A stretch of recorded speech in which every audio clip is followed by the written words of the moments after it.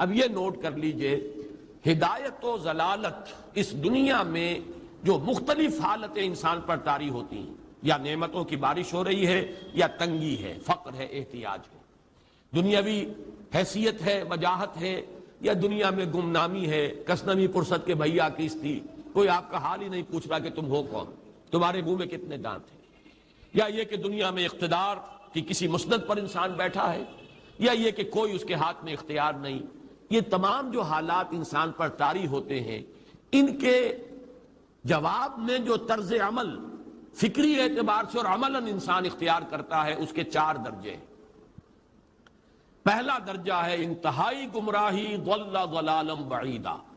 وہ کیا ہے؟ اگر عزت ہوئی، نعمتیں ملی، فلاں دیوی یا دیوتا کی نگاہ کرم ہے، اس کی کرپا سے یہ ہو گیا، اور اگر کوئی تکلیف آ گئی، مصیبت آ گئی، معلوم ہوتا ہے کہ فلاں دیوی یا دیوتا ہم سے ناراض ہو گیا، یہ کالی دیوی کی طرف سے کوئی مصیبت آ گئی ہے، یا یہ کہ یہ لکشمی دیوی کی نگاہ کرم ہے کہ ہمیں دولت مل گئی ہے۔ یہ تو ہے شرک۔ شرک ہونے کے اعتبار سے یہ ہے ضل ضلالا بعیدا، انتہائی پستی۔ اس پستی سے اوپر آئیں گے تو توحید کی پہلی منزل ہے۔ عزت دی اللہ نے دی، اگر کوئی تنگی آ گئی، فقر، تکلیف، کوئی ذلت، رسوائی، یہ بھی اللہ کی طرف سے۔ ایک اعتبار سے تو انسان ہدایت پر آ گیا، بڑی گہرائی تھی اس گندگی کی اور اس خباثت کی جو شرک جس کا نام ہے، اس سے انسان نکل آیا، نجاست سے۔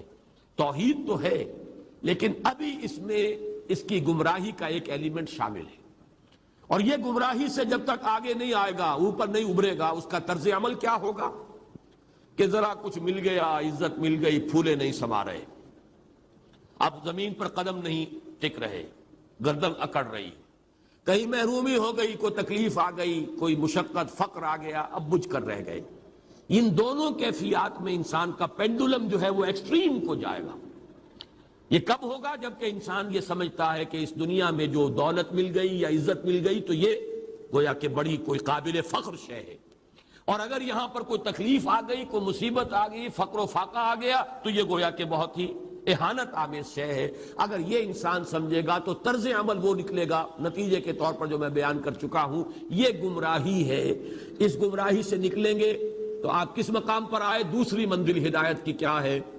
نہ یہ عزت ہے نہ یہ ذلت ہے، دونوں حیثیتیں برابر ہیں کہ یہ امتحان ہے۔ اسی لیے ان دونوں آیتوں میں ایک لفظ قدر مشترک ہے، اذا مبتلاہ فاما الانسان اذا مبتلاہ ربہ فاکرمہ ونعمہ۔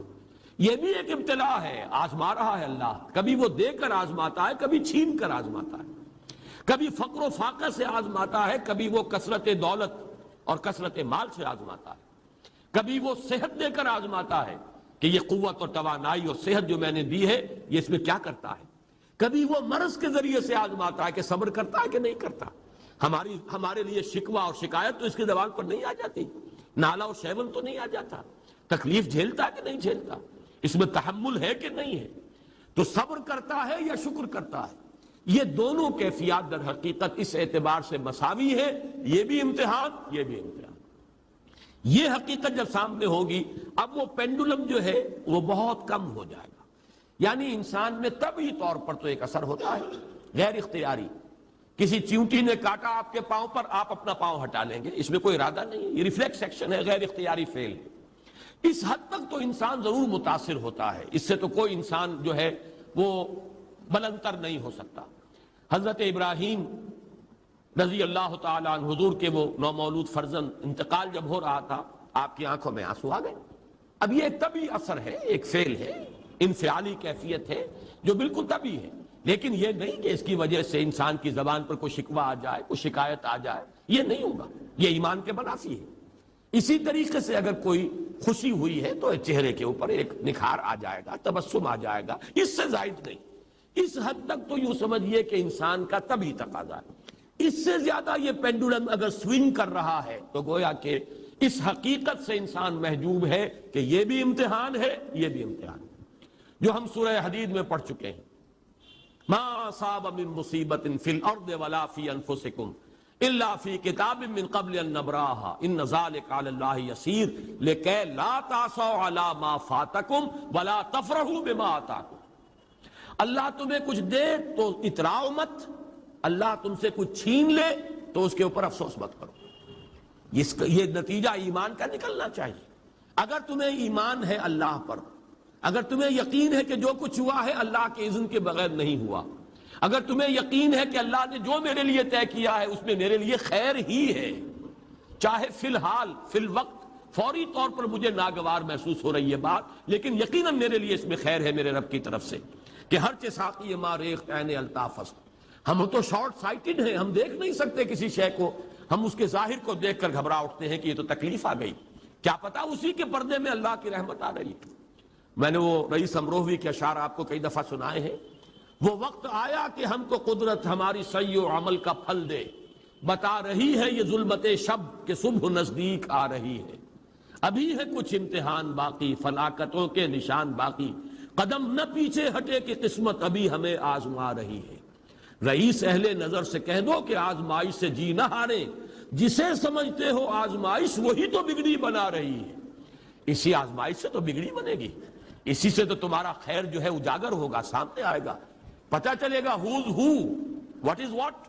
ابو بکر میں کتنا یقین اور ایمان تھا، یہ کیسے معلوم ہوگا؟ کیسے معلوم ہوگا کہ بلال میں کتنا سہار، کتنا تحمل تھا، کتنا صبر تھا، اگر وہ مصیبت ان پر نہ آتی کہ جو امیہ ابن خلف کے ہاتھوں ان پر قیامت ٹوٹ رہی تھی۔ تو یہ ساری چیزیں جو ہے ما اصاب من مصیبت فی الارض ولا فی انفسکم الا فی کتاب من قبل ان نبرأ ان ذلک علی اللہ یسیر لکی لا تعصوا علی ما فاتکم ولا تفرحوا بما آتاکم واللہ لا یحب کل مختال فخور۔ اگر اس حقیقت سے محجوب ہو جاؤ گے تو پھر اختیال اور فخر اور گھمنڈ پیدا ہو جائے گا تمہارے اندر، یا دوسری طرف مایوسی، کمر ہمت ٹوٹ کر رہ جائے گی، خودکشی کرنے کو انسان آمادہ ہو جاتا ہے، ذرا کوئی ناکامی دنیا میں آ گئی، کوئی تکلیف آ گئی۔ یہ ہے در حقیقت تیسری منزل، ہدایت کی دوسری سیڑھی۔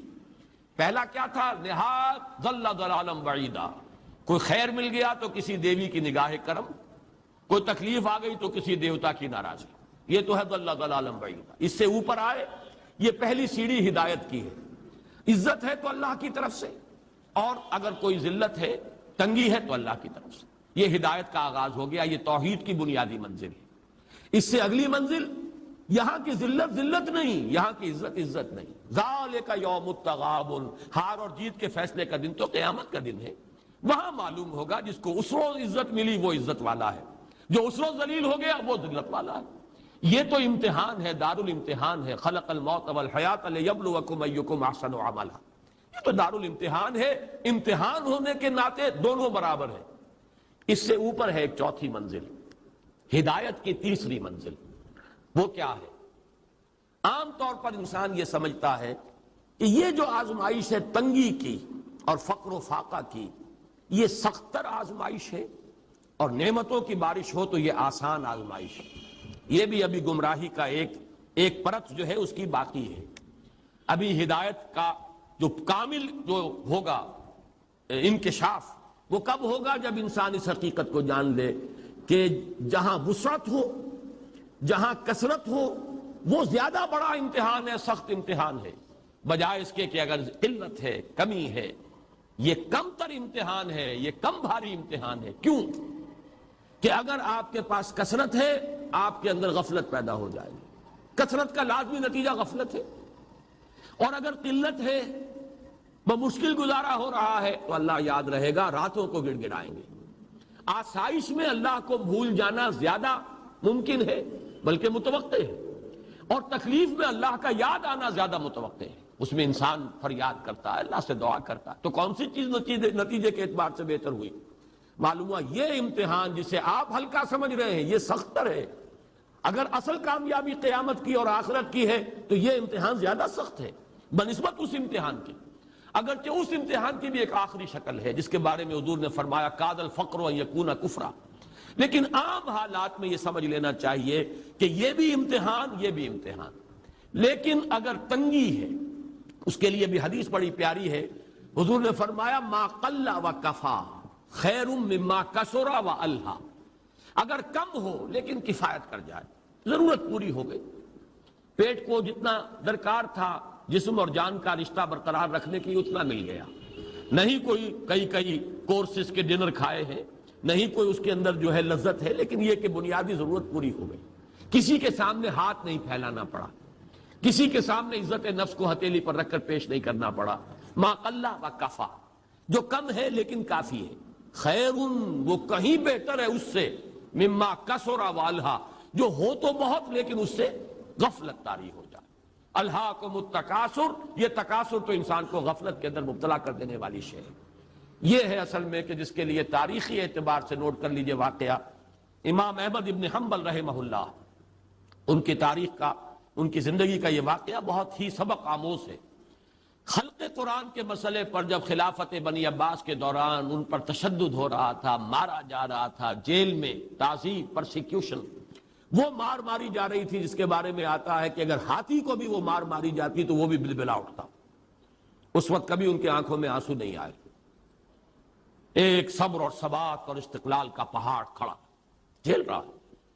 پھر وہ حکومت تبدیل ہو گئی، اب وہ جو خلیفہ وقت ہیں وہ خود اس مسئلے میں ان کے ہم خیال ہیں، اب انہیں جیل سے تو نکال دیا گیا۔ اس کے بعد یہ کہ ایک وقت آتا ہے کہ دارالخلافہ سے اشرفیوں کی ایک تھیلی لے کر ایک شخص آتا ہے کہ یہ خلیفہ نے آپ کو ہدیہ بھیجا ہے، نذرانہ ہے، اس پر رو پڑے اور یہ عرض کیا بارگاہ خداوندی میں، پروردگار میں اس آزمائش کے قابل نہیں ہوں، یہ آزمائش کہیں سخت ہے، یہ سنہری آزمائش، رو پہلی آزمائش، اس کو ریزسٹ کرنا جو ہے، ٹیمپٹیشن کو ریزسٹ کرنا، یہ کہیں مشکل ہے اس پرسیکیوشن اور اس تشدد کو برداشت کرنے سے۔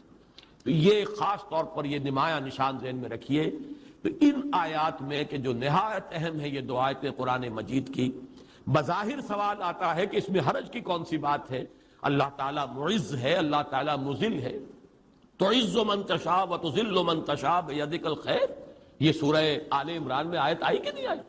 لیکن یہ کہ اصل میں یہ چار درجے ذہن میں رہنے چاہیے۔ اگر آسانی ہو، عزت ہو، دولت ہو، فراوانی ہو تو کسی دیوی کی نگاہ کرم یا دیوتا کا کرم، تکلیف ہو، مصیبت ہو تو کسی دیوی یا دیوتا کا اظہار غضب، ناراضگی کا مظہر۔ اس سے اوپر آئے جو عزت دی ہے اللہ نے دی ہے، مجھے اللہ نے باعزت کر دیا دنیا میں، اور یہ ذلت اللہ نے مجھے ذلیل کر دیا، اس کے اعتبار سے یہ ہدایت ہے، توحید تو آ گئی، لیکن ابھی گمراہی کا ایک ایلیمنٹ شامل ہے۔ وہ گمراہی کیا ہے کہ نہ یہاں کی عزت ہے، نہ یہاں کی ذلت ہے۔ وہ جو بھی سردی گرمی اور نرمی سختی، ان تمام کو جو ہے وہ برابر رکھو کہ دونوں جو ہے یہ آزمائش کی کیفیتیں برابر ہیں۔ یہ ہو گئی گویا کہ اس سے ایک درجہ بلند۔ ابھی اگر ذہن میں آپ کے یہ ہے کہ یہ فراوانی اور دنیا میں نعمتوں کی بارش اگر ہو رہی ہو تو اس کو سمجھنا کہ یہ ہلکی آزمائش ہے، اور اگر فقر و فاقہ ہو، تنگی ہو، گمنامی ہو، اور دنیا کے میں کوئی حیثیت اور اہمیت حاصل نہ ہو تو یہ گویا کہ زیادہ سخت امتحان ہے، تو ابھی گویا کہ گمراہی کا ایک ایلیمنٹ موجود ہے۔ حقیقت منکشف ہوگی جبکہ یہ بات واضح ہو جائے کہ یہ امتحان جو ہے، نعمتوں والا امتحان، یہ سخت تر ہے، اور فقر اور احتیاج والا امتحان یہ نسبتاً آسان ہے۔ اس میں اللہ کی طرف رجوع کی توقع زیادہ ہے، اس میں غفلت کا اندیشہ زیادہ ہے۔